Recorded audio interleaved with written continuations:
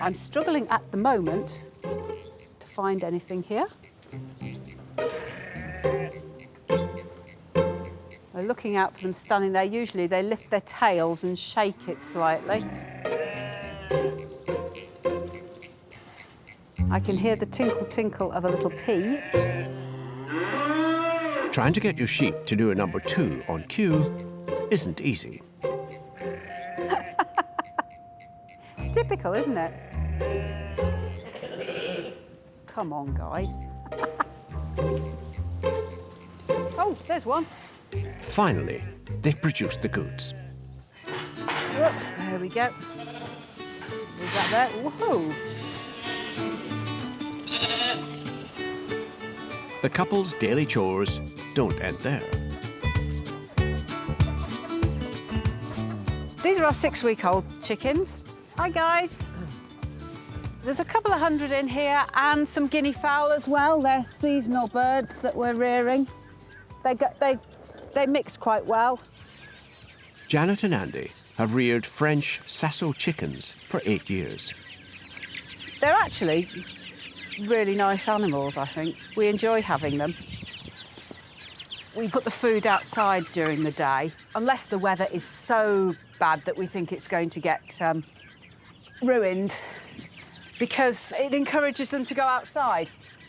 This is why we've got the little green rain hats that go on. Rain hats or not, seems like the chickens aren't keen on the wet weather. Well, the heavens have opened.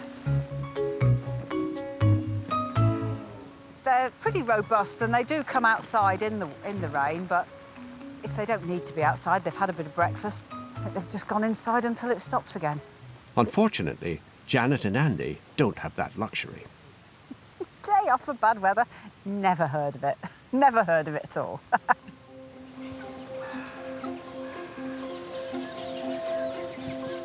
Janet and Andy do their utmost to take care of the land. We've got to look at the bigger picture, and the bigger picture now is the environment. So the idea is to try and work with nature rather than fight it. So that's what we're trying to do here. Andy's keen to make the farm more sustainable by using traditional methods. All the fields on the farm are all surrounded by hedges. These are all on Devon banks, which is a feature of Devon, obviously, hence the name. These hedges are wildlife corridors that provide habitat for birds and insects and mammals and so on, which also help the grassland. We've got blackthorn, we've got hazel, we've got some holly. We want to keep the hedge vigorous, but also it does provide us with the firewood for the farm, both houses, because we use the hedgerows, deadwood if you like, to fuel the houses. Whilst Andy gathers the deadwood, Janet's over at the barn, checking in on their 2-week-old chicks. What are you doing up there? Hey? This is one of our 2 brooders where our day-old chicks will come into. These big black things you can see in the middle are what we call electric hens. We used to use heat lamps. These are much more environmentally friendly because they're much lower wattage. When they get cold, they go underneath and they'll sleep under there anyway at night. We put a turf of grass every day when they're 7 days old so that they're starting to get used to all the environmental challenges that they get round here. From tiny chicks to their herd, expending as little energy as possible is central to this farm. One of our other major planks of our ethos is local food for local people, and that's why we've always stuck to local markets. It's very satisfying selling this way, and it is the only way to make a farm this size economically viable. Some of the profits from this week's market will be going towards finishing Pat's new home, so the pressure is on to do well.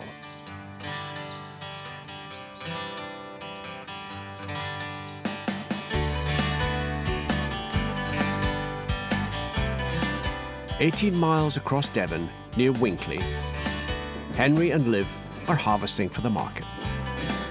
These are all brassicas to keep us going through the winter. So we've got some later sprouts, and we've got what's called Hungry Gap kale. It just produces an abundance of leafy greens. So at the moment I'm harvesting Romanescos. These are a cauliflower-like vegetable. They're very popular at this time of year. We seem to have been growing lots of baby ones though this year, very small, but that's okay. They're still just as tasty. It looks like a lot of vegetables, but getting them to grow is an endless battle between farmer and nature. The ground just bakes really hard because of our high clay content. So you have all the winter rains, the ground's saturated, and it doesn't rain for 6 weeks, and the ground just gets rock solid. We've lost a lot of crops this year. We're really high up and we get the strong winds. We've had a few sleepless nights through all the storms we've had.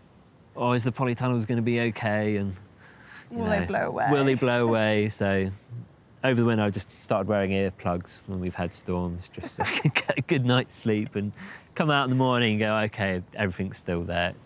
The unpredictable weather keeps them on their toes, so city girl Liv is still amazed by what they produce. You think, like, how does nature make something like that and then make it taste really good as well?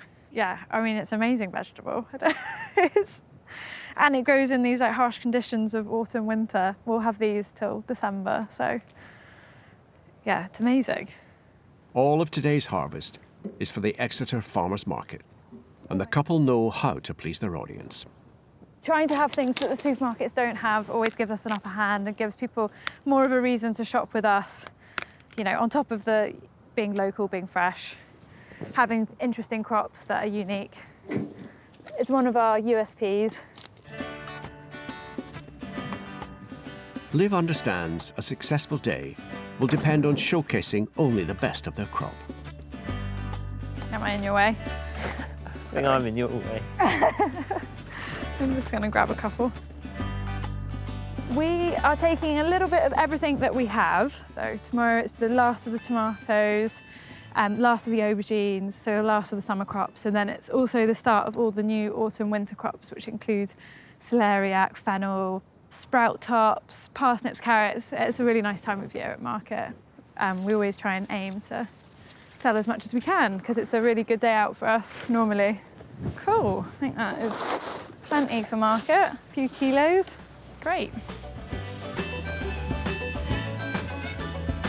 Henry and Liv also sell 150 veg boxes a month, but they were not prepared for an influx of customers. Everyone came knocking on our door, didn't they, for veg. We went from doing no orders because we don't usually sell anything until June, to having sort of 70 orders a week. We'd always wanted to have an online shop, but it happened overnight. We've gained some really lovely, loyal customers who use us, you know, week in, week out, even though they could go back to the shops now. We just needed a bit of a push, a bit of a kick to get going, and it's made us get our act together and run a good business.